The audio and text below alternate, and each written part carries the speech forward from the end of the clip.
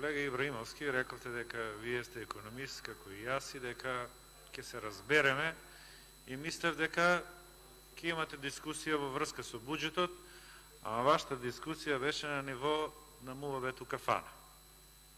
А и се да ви верувам, два буџета се изнесени, од овој буџет не се надвор, од овој не се изнесуваат. Ами ако не се изнесуваат, кај се парите, што би рекле нели луѓето при седенки во кафани, апропо вашиот муабет? Кај се парите? Зошто при таква катастрофална реализација на капиталните инвестиции од 120 милиони евра, буџетскиот дефицит е согласно планираното 2,7 за 2018?